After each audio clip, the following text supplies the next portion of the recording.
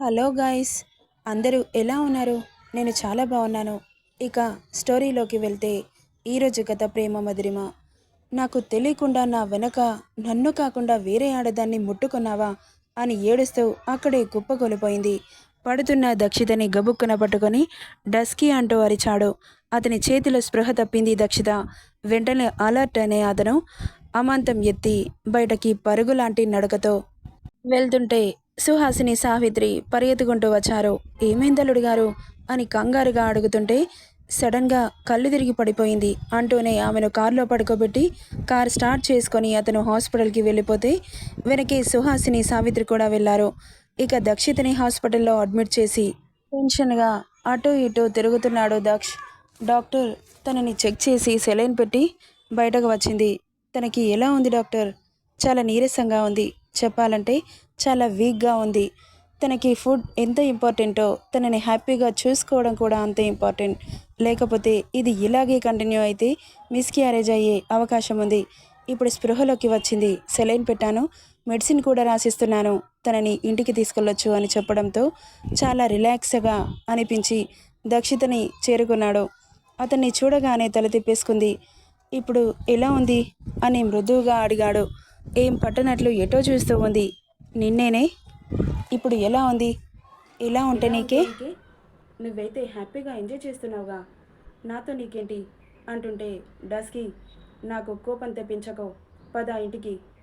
నేను రాను, మా ఇంటికి వెళ్ళిపోతాను. పెళ్ళికి ముందు నువ్వేం చేసినా నాకు అనవసరం. పెళ్ళైన తర్వాత నువ్వు నాకే సొంతం. కానీ నువ్వు నా ఆశలని, నీ మీద పెట్టుకున్న నమ్మకాన్ని వమ్ము చేశావు. ఇక నేను నీతో ఉండను. నన్ను మోసం చేశావు. నువ్వు మా ఇంటికి వెళ్ళిపోతాను, నేను మా ఇంటికి వెళ్ళిపోతాను అంటుంటే నిజంగా వెళ్ళిపోతావా అని పక్కనే ఉన్న చైర్ కాలితో లాగి క్రాస్ లెగ్స్ వేస్తూ కూర్చున్నాడు. అతని యాటిట్యూడ్కి కాస్త తడబడుతూ కళ్ళు తిప్పేసుకుంది. చిటికేశాడు. తల తిప్పి అతన్ని చూసింది. చెప్పు, వెళ్ళిపోతావా? వెళ్ళిపోతాను.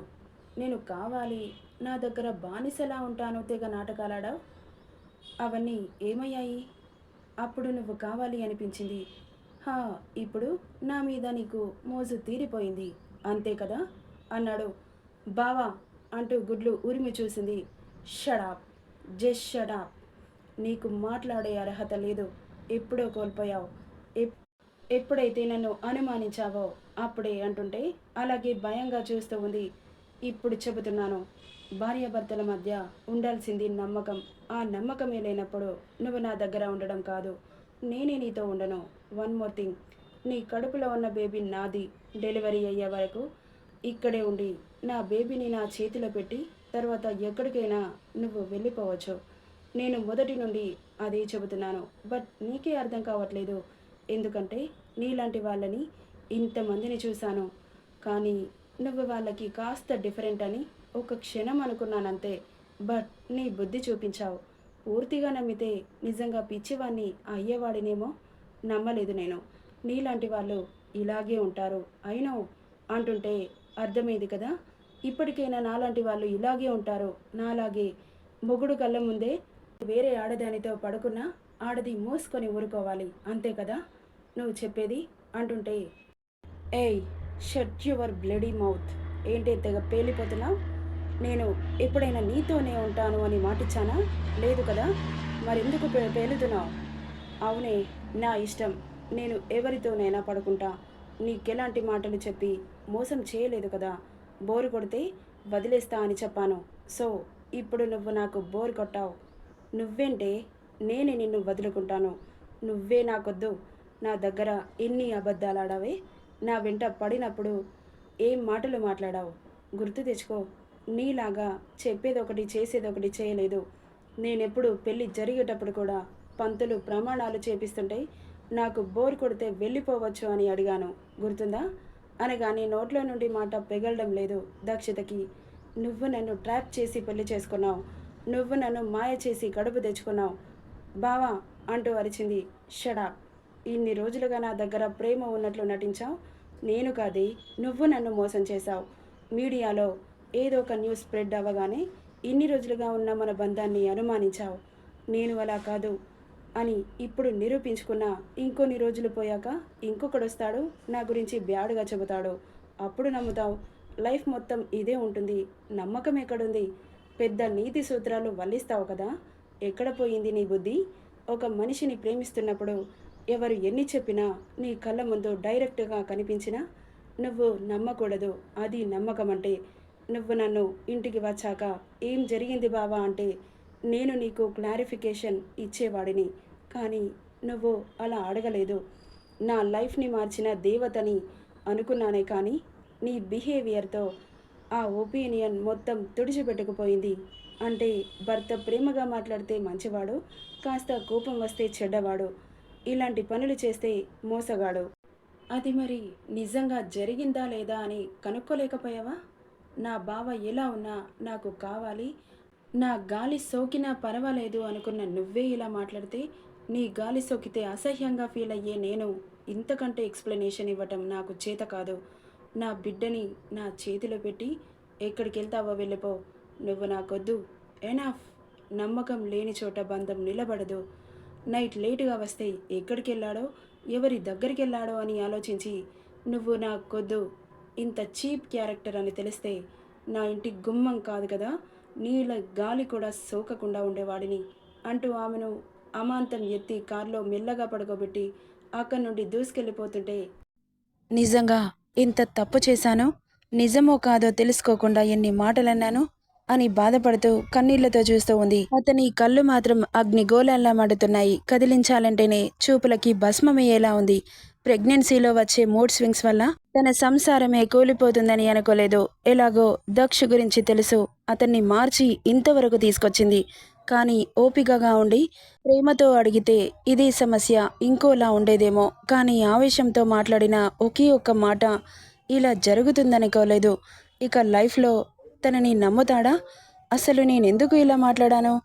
ఎంతో ఓపిక ఉన్న నేనే ఇలా మాట్లాడితే ఓపికకి అర్థమే తెలియని బావా ఇంకెలా మాట్లాడతాడు? అక్కడికి నా కోపాన్ని ప్రేమను ఎంతో భరించాడో, నా కోసం చాలా మారాడు. మార్చినా నేనే అతన్ని మళ్ళీ రాక్షసుని చేసుకున్నానా అని కళ్ళల్లో నీళ్లు వరదలై పారుతున్నాయి. సడన్గా కారాపి ఆమె బుగ్గలు వత్తిపట్టి, ఇంకొకసారి ఈ కన్నీళ్లు నీ కంట్లో చూస్తే నాలోని బీస్టుని చూస్తావు అని గద్దించగానే ఒక్కసారిగా ఉలిక్కిపడింది. ఇక ఇల్లు రావడంతో కార్ డోర్ ఫోర్స్గా ఓపెన్ చేసి ఆమెనెత్తి లోపలికి తీసుకెళ్తుంటే, ఇంత ప్రేమ చూపిస్తున్న నా భర్తని అలా ఎలా అనుమానించాను? నిజంగానే నా బావ నన్ను పెళ్లి చేసుకుంటే వేరే అమ్మాయితో తిరగకూడదు అని నేను అనలేదు, అతను చెప్పలేదు. నేను అతని లైఫ్లోకి రాకముందు చాలామంది అమ్మాయిలతో తిరిగేవాడు. పెళ్ళయ్యాక నువ్వు ఎవరితో తిరగకూడదు అన్న కండిషన్ నేను పెట్టలేదు, అడిగే రైట్స్ కూడా నాకు లేవేమో అని ఊరుకున్నాను. ఆయన గాలి సోకితే చాలు అనుకున్నాను, కానీ ఇప్పుడు ఎందుకు ఇలా చేసుకున్నాను అని కళ్ళల్లో నీళ్లు ఉప్పొంగి కంటి గడప దాటుతుంటే, అతడు ఏడవకూడదు అన్నాడని కష్టంగా దుఃఖాన్ని మింగేసింది. ఆమెను బెడ్ మీద పడుకోబెట్టి, నాలోని ప్రేమని మాత్రమే చూశావు. ఇప్పటి వరకు మునుపటి దక్షిణి నేను ఎప్పుడో మర్చిపోయాను, బట్ లక్కీగా గుర్తు చేశావు. ఇప్పటి నుండి అలాగే ఉంటాను. నువ్వే నేర్పిస్తున్నావు కదా, మంచికి రోజుల్లో అర్థమవుతుంది, ఎంత ప్రేమిస్తే అంత అవమానాలు పడాల్సి వస్తుంది అని చెప్పి అక్కడి నుండి వెళ్ళేవాడల్లా వెనక్కి తిరిగి, ఏయ్ డస్కీ అంటూ ఆమె పడుకున్న బెడ్ మీద కాలు పెట్టి చిటికేసి, ఇప్పటి నుండి నువ్వు తినకపోతే తినిపించడానికి, అలిగితే బుజ్జగించడాలు ఎక్స్పెక్ట్ చేసావనుకో అని ఆగి, చేయకో, నా దగ్గర అవేవీ ఉండవు. లోపల నా బేబీకి ఏమైనా జరగాలి, నెక్స్ట్ సెకండ్లో నాలోని రాక్షసుని నీకు చూపిస్తా అని చెప్పి అక్కడి నుండి వెళ్ళిపోయాడు. వెళ్తున్న భర్తని కన్నీళ్లతో చూస్తూ గట్టిగా ఏడ్చేసింది. ఇలాంటి సిచ్యువేషన్ ఏ స్టోరీలో నేను కల్పించలేదు, ఎందుకంటే వాళ్ళందరూ శ్రీరామచంద్రులని మా హీరోయిన్స్కి కూడా తెలుసు. కాబట్టి అనుమానం అనే వర్డ్ అవసరం రాలేదు. ఇప్పుడు ఈ స్టోరీలో అవసరం అనిపించింది. ఇలాంటి అవకాశాన్ని నేను ఎందుకు వదులుకుంటాను? నేను ఎలా రాయాలనుకుంటున్నానో అలాగే రాసి ఎండ్ చేస్తాను. నెక్స్ట్ పార్ట్లో ఏం జరుగుతుందో చూద్దాం. ఈ స్టోరీ ఎలా ఉందో కామెంట్ చేయండి guys. Thank you for listening.